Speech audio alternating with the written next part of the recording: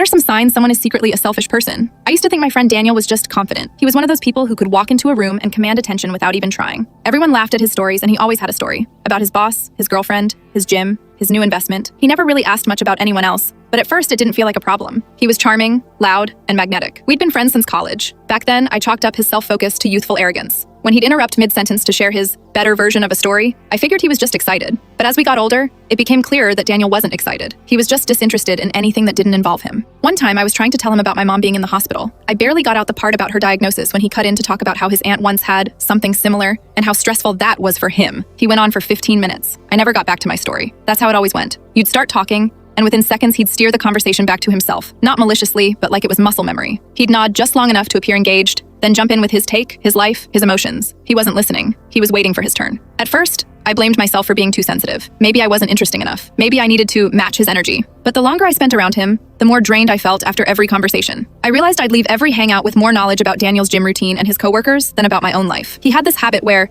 if you paused mid-thought, he'd jump in with, "Exactly, that's like what I've been saying," and then spin it into a monologue about something vaguely related but ultimately about him. It was almost comical, like his brain couldn't process that someone else might have something unique to say. Once I tested it. I started telling a completely made-up story, something ridiculous about meeting a film director at a gas station who offered me a role in a toothpaste commercial. Before I could finish, Daniel cut in and said, "Oh man, that reminds me of when I almost got cast in this local ad back in college." He went on for 20 minutes about how he was almost on TV, he looked great on camera, he could have made it if he'd pursued acting. I just sat there, watching him talk himself into a circle, never realizing the story I told was total nonsense. The thing about selfish people like Daniel is they don't see it. He genuinely thought he was being a great conversationalist. He'd say things like, "I just love talking about ideas," or "I'm a people person." But being a people person means caring about other people's experiences, not treating them as stepping stones to your next anecdote. He was the same way in small things too. He'd offer to help move furniture, but only if it didn't cut into his schedule. He'd insist on picking up the check at dinner, then make sure everyone noticed it. He'd tell you he was such a good listener right after talking over you for an hour. What really opened my eyes was his birthday party last year. He rented out this rooftop bar and invited about 30 people.